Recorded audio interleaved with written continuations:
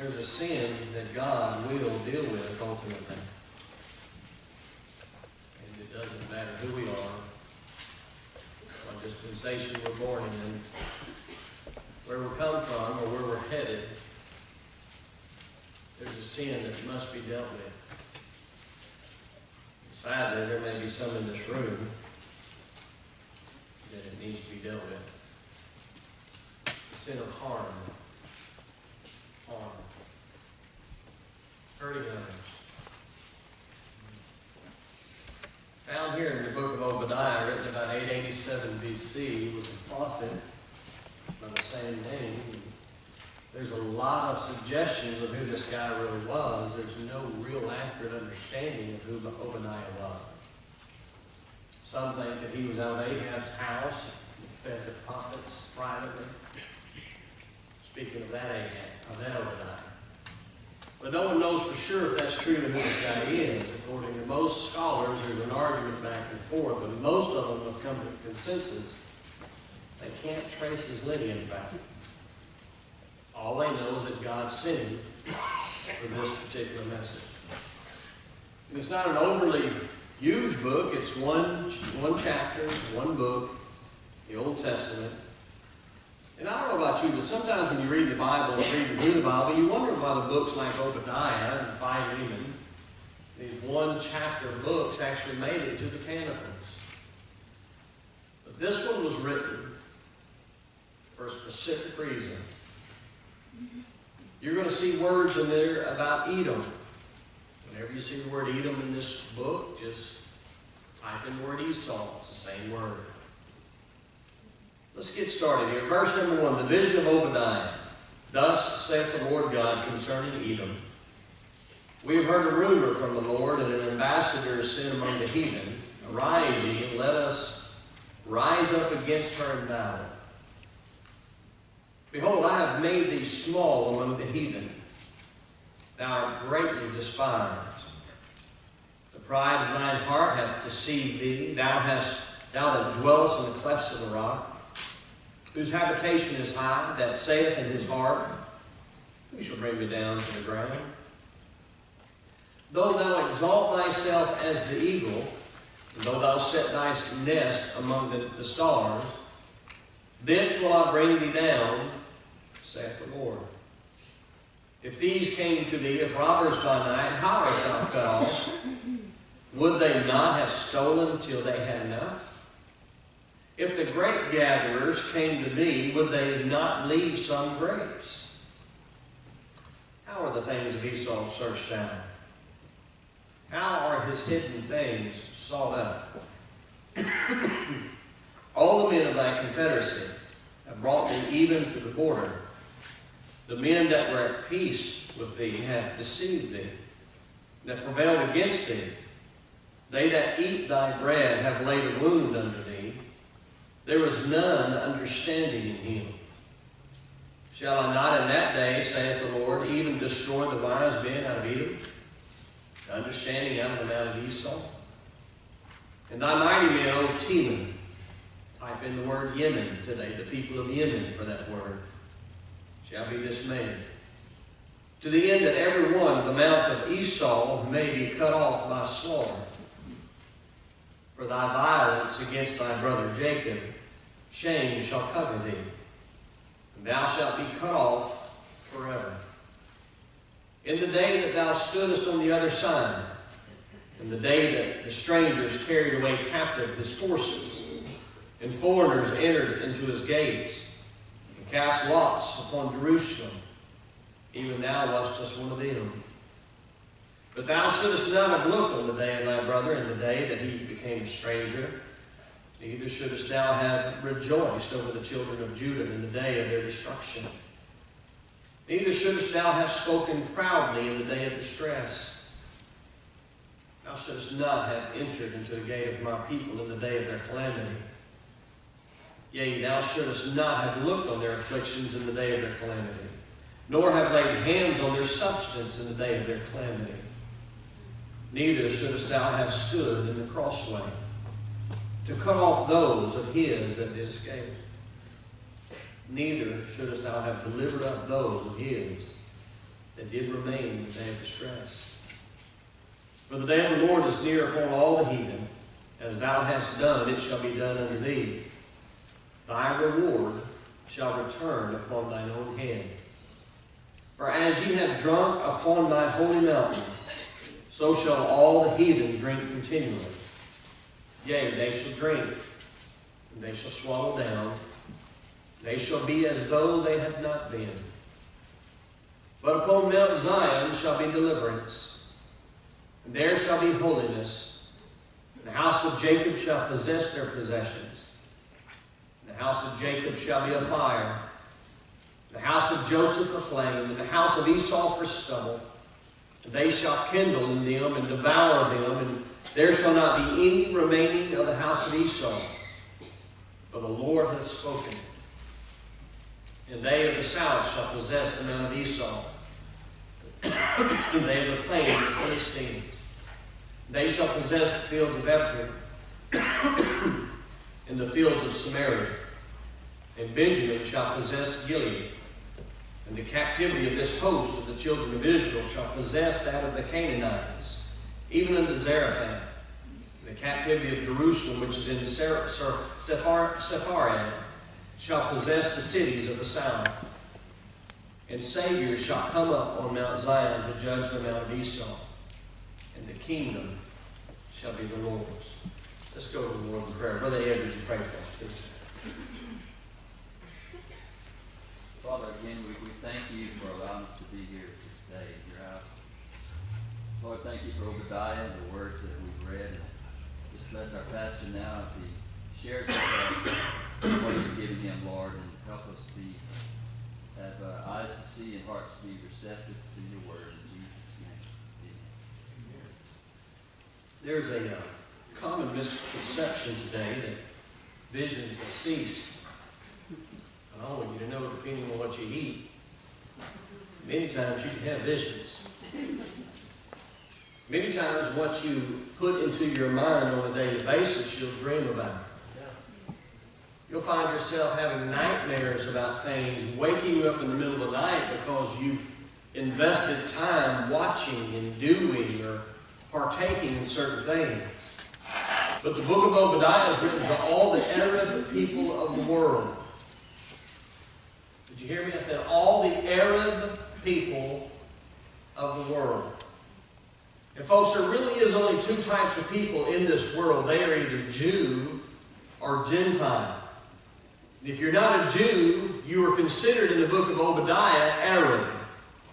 That means if you're from the Middle East, if you're from Texas, if you're from Arkansas, if you're from some other state that's not recognized by the South, but they call themselves the United States, you are in essence Arab, spiritually speaking.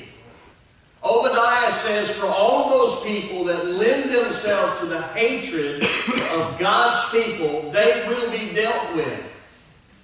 Folks, don't worry yourself about ISIS. It very well may come to our area where we live. We very well may lose people in this area that have come through terroristic acts.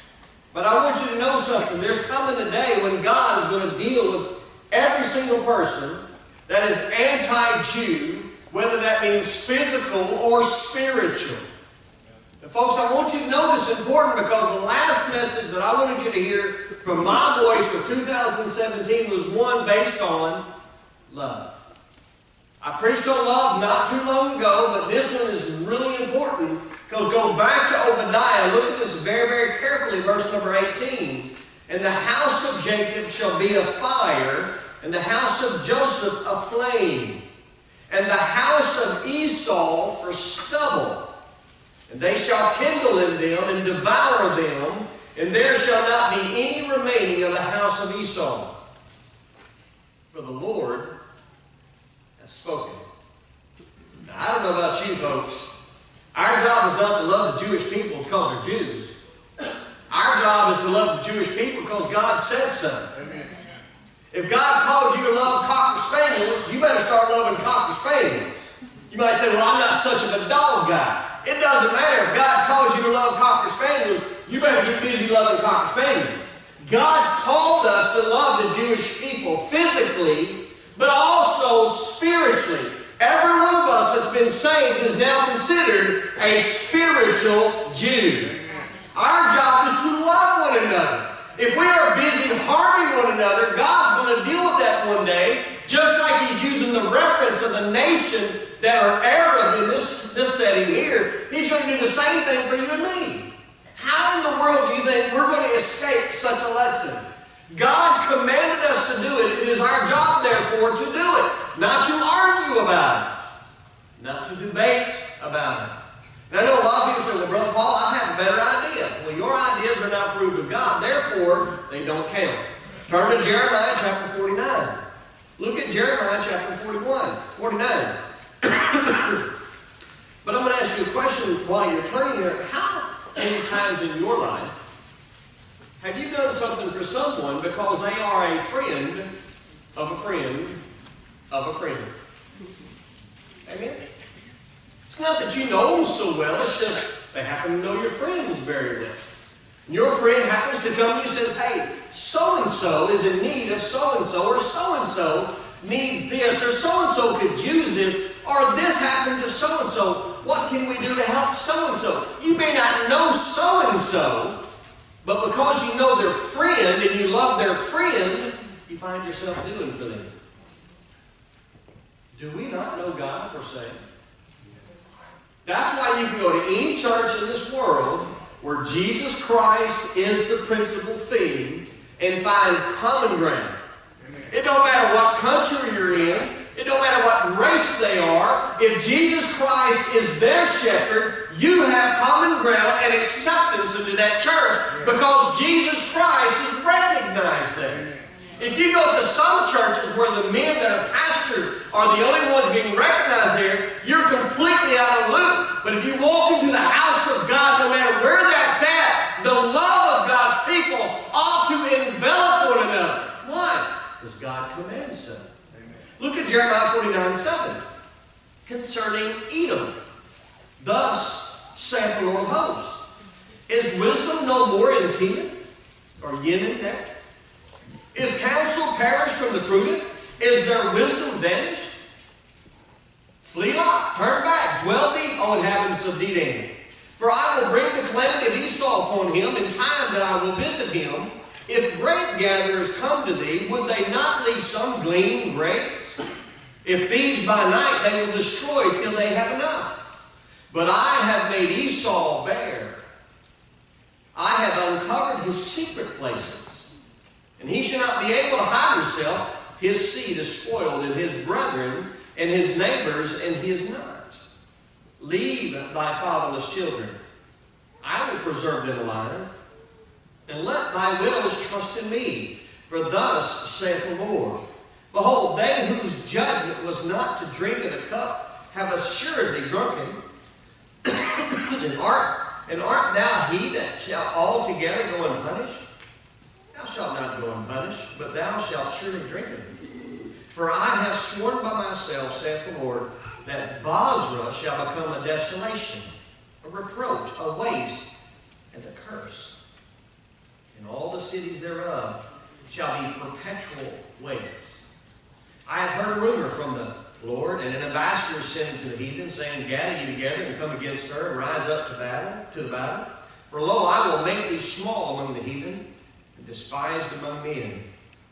Thy terribleness hath deceived thee. In the pride of thine heart, O thou that dwellest in the clefts of the rock, that holdest the height of the hill, though thou shouldest make thy nest as high as the eagle, I will bring thee down from thence, saith the Lord. Also Edom shall be a desolation. Everyone that goeth by it shall be astonished, and shall hiss at all the plagues thereof. As in the overthrow of Sodom and Gomorrah, and in the neighbor cities thereof, saith the Lord. No man shall abide there, neither shall a son of man dwell in it. The Lord asked but one thing from his children, and that was to obey in every single thing that he did, and every single thing that he said. I don't know, as a father, I find it offensive when my son wouldn't complete the task that I asked him to do. It would get my dander going really quickly. To this very day, I have an anger issue with obedience. I believe you ought to do what you're told to do. Amen? Turn to Deuteronomy 28 and see this with me. Because it's very important that you understand that God didn't want you to read part of His command and do some of it. He wants you to do all of it. I need another one. Thank you. Thank you, brother. Appreciate it. Deuteronomy 28, look at verse 1. And it came to pass, and it shall come to pass, if thou shalt hearken diligently unto the voice of the Lord thy God, to observe and to do all His commandments which I command thee this day, that the Lord thy God will set thee on high above all nations of the earth. And all these blessings shall come on thee and overtake thee. Thou shalt hearken unto the voice of the Lord thy God. Blessed shalt thou be in the city. Blessed shalt thou be in the field. Blessed shalt be the fruit of thy body, and the fruit of thy ground, and the fruit of thy cattle, and the increase of thy kind, and the flocks of thy sheep. Blessed shall be the basket in thy store. Blessed shalt thou be when thou comest in. Blessed shalt thou be when thou goest down. We are to do exactly for Israel what God expects for us to do for Him. Think about that for a second. I made a statement last week that Israel is depending on our defense. You know what? We can't do anything to protect Israel. All the military in the world cannot protect Israel. God protects Israel. He always has, and He always will. There may be some seasons that are down, some seasons that are up. But as of late, in the last month, I've watched a lot of the Holocaust. Yet again, I do that every year. Starting in December 7th, about that time, I try to catch up on all the Pearl Harbor history, the Holocaust history. But the Holocaust didn't start for Germany in 1941. It started years before. The atrocities that were taken upon the Jewish people, God's people, were so horrible, they're not even discussable behind the holy desk. It's unreal, the fathomness of man's mind toward wickedness. How could someone do what they did to another human body that was dead, much less alive, is beyond comprehension. And in all of that hatred, there's one principle that must be dealt with. Payday. There's a payday for everything that happens, good and bad. And folks, if you are perpetuating evil upon God's chosen people, whether that means physical or spiritual, you're going to have to reap the repercussions of your decision. Let me ask you a question. When's the last time you've seen people that are just kind-hearted, but then something good happens for them? And you're saying to yourself, man, it couldn't happen to a better person. They had it coming. They've been kind to other people, and now kindness is found them. The Bible says that the blessings of God will literally overtake you if you'll just obey my rules. Isn't that awesome? You don't have to create anything. You don't even have to build anything. You just got to obey. And folks, I'm still here to tell you that God still works the same exact way. If you will just obey Him, it is amazing how God will overtake you with the blessings of Himself. Have you ever looked around at what you have when you're in your house? Some of you thinking, oh, I don't have a lot. Well, brother, I'm going to tell you what. That's a lie straight out of hell. You're living in this country, you have a lot. How many has AC and heating? What about those that are still trying to get back on their feet after the flood? They're undergoing another week coming up of frigid weather, and their homes still aren't repaired. Sister Lorraine doesn't even have a home yet. Folks, you want to make that a matter of your everyday prayer. Lord, pray that God would open the doors for Lorraine not to get a house, but a good house. A nice house. Why? Because she's been kind-hearted for for years leading up to this event in her life. Lord, why would you allow the flood to happen? Well, God wants to give her something better, maybe. We don't know. Why did the Grays have to go through this?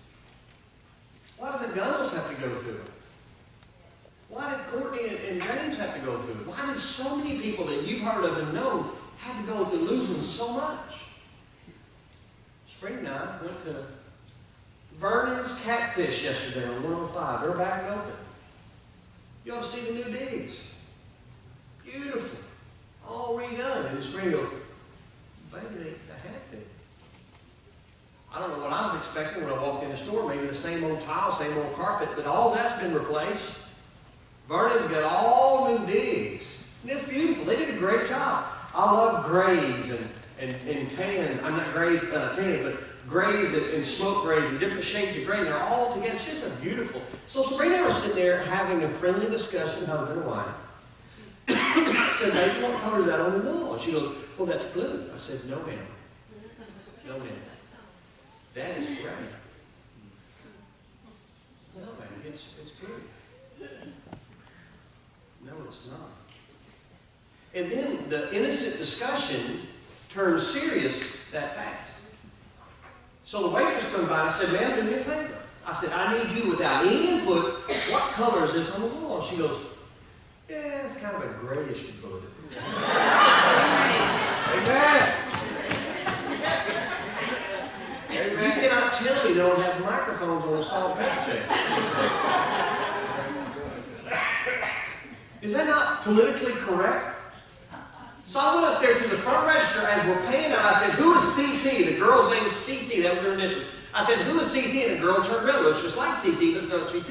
It's her twin sister that also works there. Freaking me out. So she turned around wanting to know who's going to say something bad about CT. Her sister.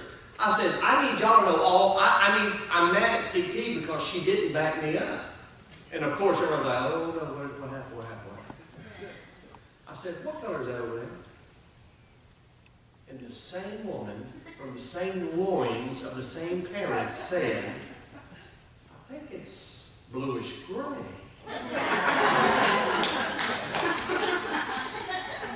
But I felt vindicated because the lady handling the money at the end at the register said, no, it's gray.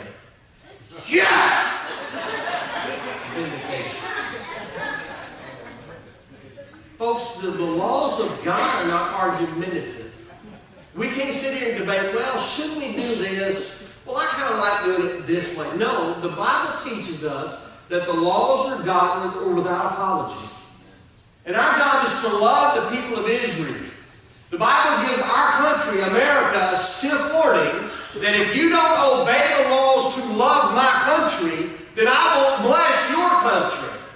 But if you will bless my people, I will bless you. Here we have Esau, who is constantly a thorn into his brother's side, Jacob, Israel. He hates him to this day. Most Arab people cannot stand the Jewish nation. That little slither of property on a map. They're trying every way they know how to destroy them. And time after time after time, God says, no, you're not going to destroy this piece of real estate because it's my people. Amen. I don't know about you. That freaks me out a little bit. You ever had one of them ant piles you can't kill? I mean, I'm talking about diesel, gasoline, even flame that sucker, and it keeps coming back up. You go down there and buy that ortho business. You spend all that money up Brother Charles's place. You go out there and you spend a fortune. But yet these are these conquering ants that keep coming back. And you're like, I cannot understand. And then finally a flood comes. If you live here long enough, you're going to have a flood in a month or two. So they just transport whole hotel and everything. Plop! So you're out cutting grass the next Saturday.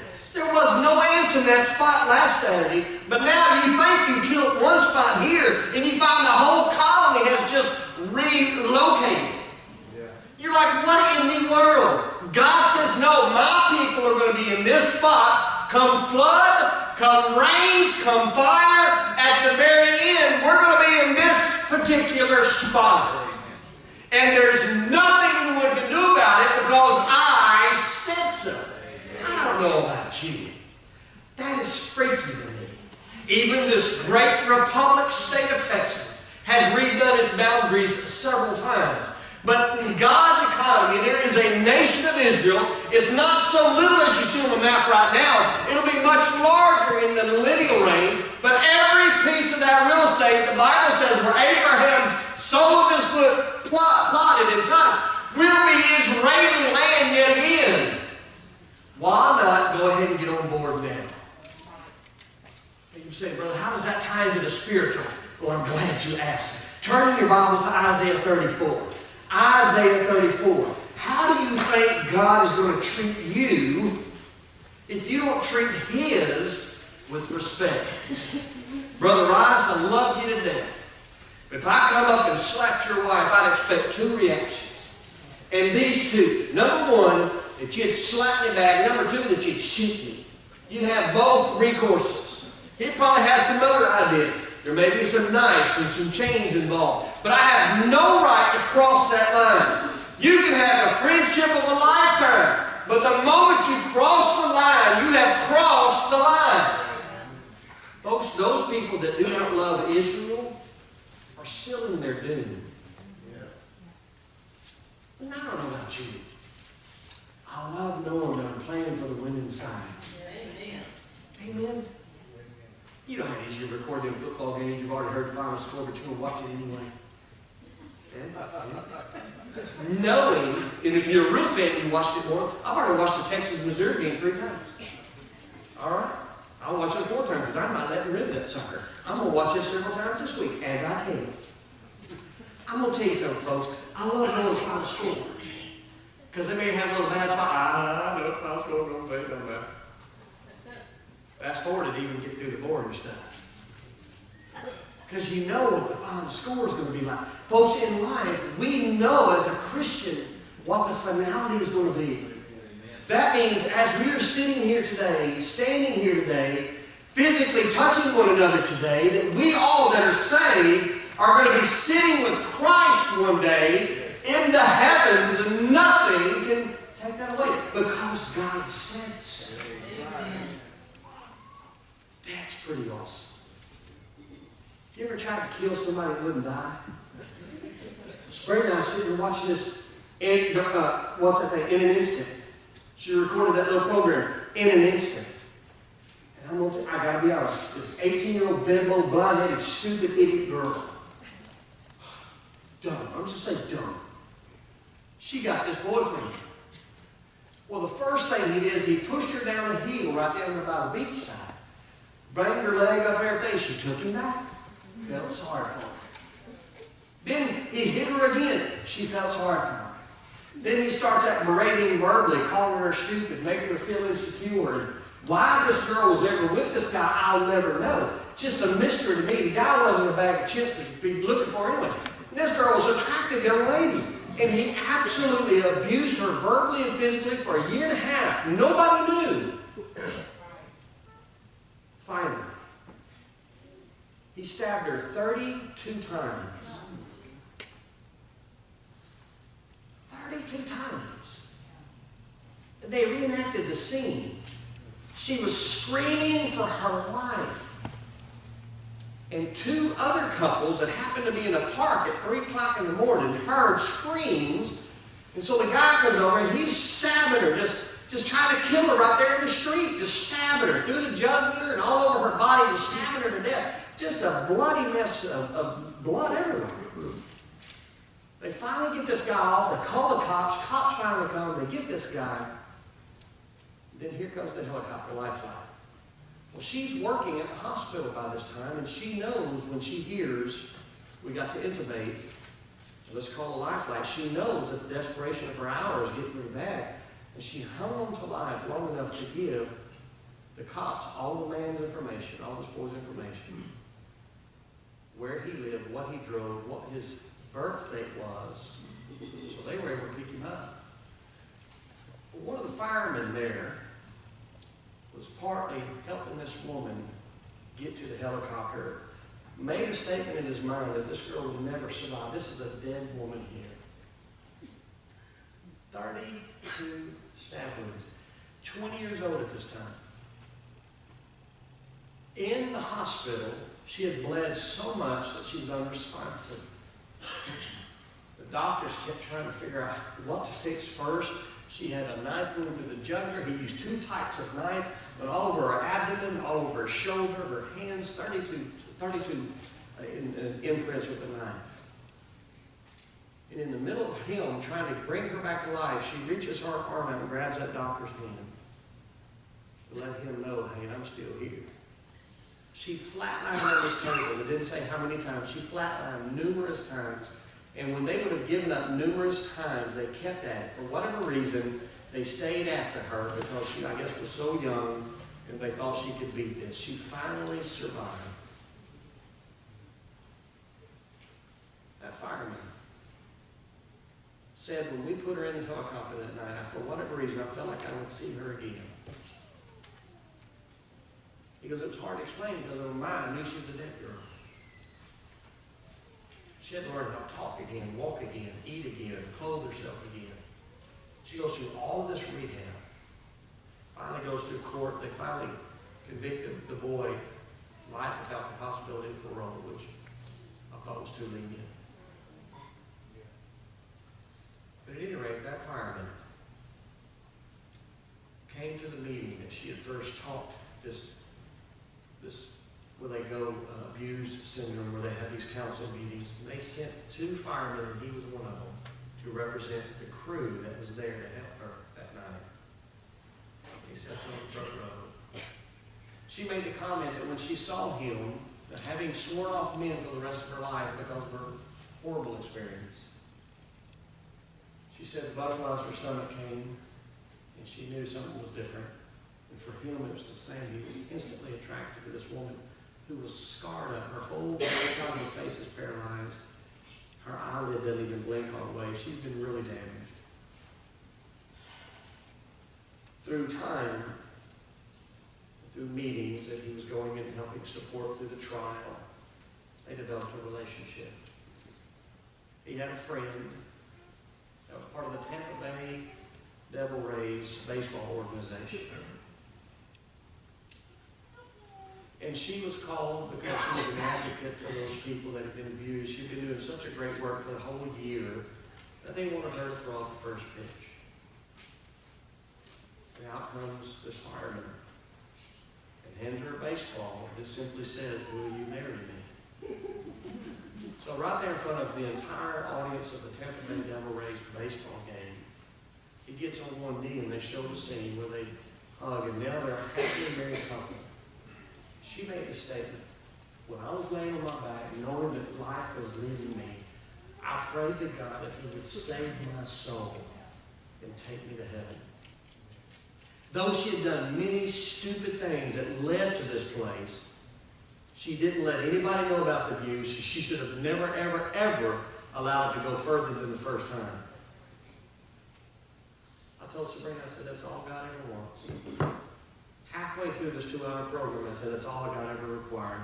And now to see the type of woman that she's become after this horrible, horrible thing was done to her. She has helped countless thousands of women get past abuse and to teach them that you're not worthless.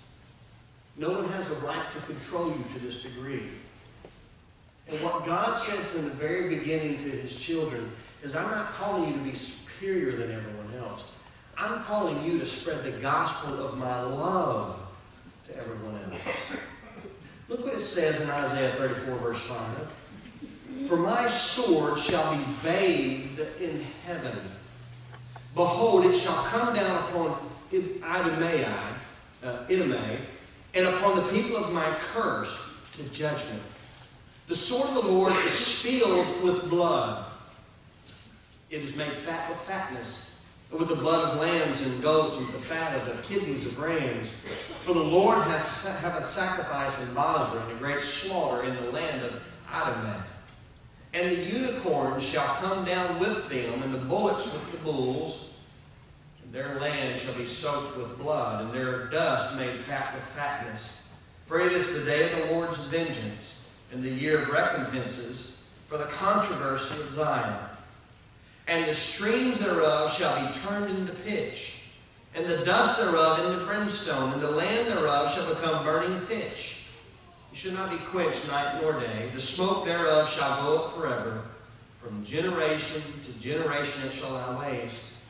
None shall pass through it forever and forever. For the land of Idumea, another reference to the land of Edom or Esau, is set for the wrath of God to fall upon them. Our job is not to assist these countries today, but stand with our friend and our love, Israel. If you cannot agree with this, you must disagree with the passion of God's heart or the apple of his eye. No, they deserve nothing, but neither do we. Neither did we. Our job is not to try to improve ourselves. Our job is to obey God's law. Secondly and lastly, our love for Israel, physical and spiritual, is not for them, but because of grace. Turn to Matthew 25 and we'll be done. Matthew 25, look at verse number 31. Is it love or grace to extend violence instead of compassion when people are down? Is it love or grace to stand idle while your brother is being overrun or taken advantage of? Is it love or grace to rejoice over your enemies' calamities? Is it love or grace to mock them in the day of their failures? Is it love or grace to steal from those who are poor? Is it love or grace to not only laugh when your enemy falls and fails, but also lend a hand to help destroy him? America will stand for the many wicked things that it's done behind the scenes. Matthew 25, look at verse 31. The Bible says, when the Son of Man shall come in his glory, and all the holy angels with him, then shall he sit upon the throne of his glory. And before him shall be gathered all nations, and he shall separate them one from another, as a shepherd divideth his sheep from the goats.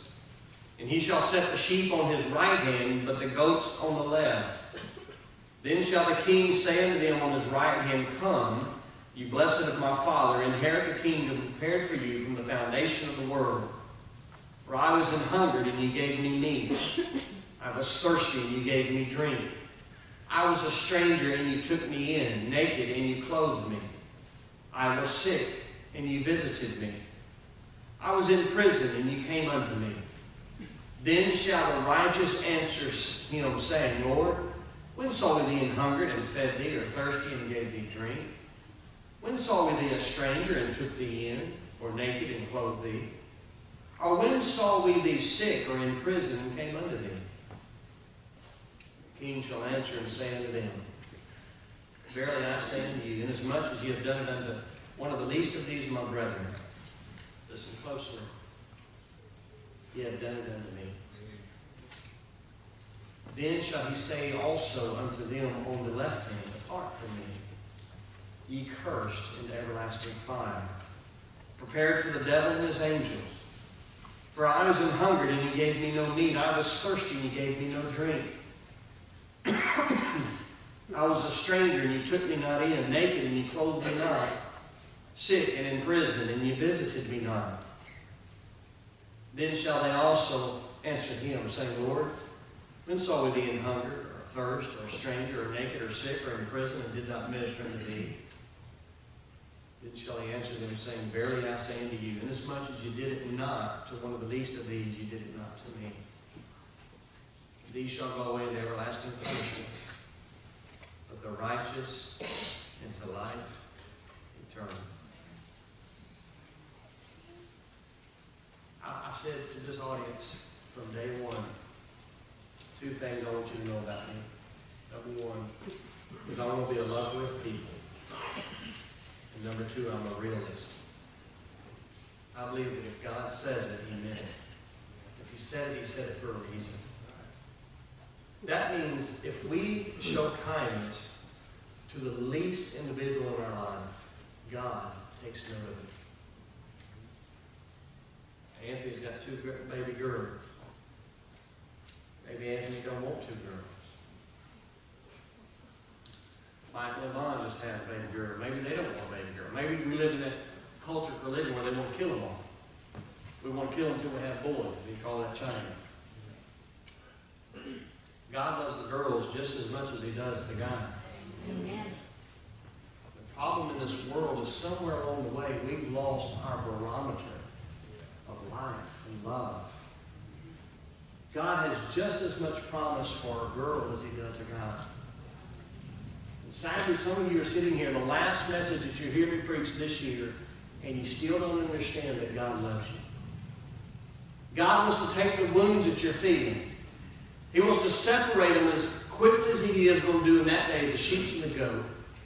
But some of y'all are Arab in mentality. You're still thinking that you're better. You're still filled with arrogance and pride. Now, I want you to know that as long as you stay on the left hand, there's only one way that God can push you, and that's to the left.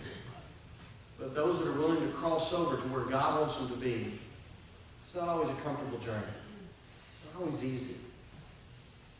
I'm here to tell you that God's got blessings and rewards waiting for that.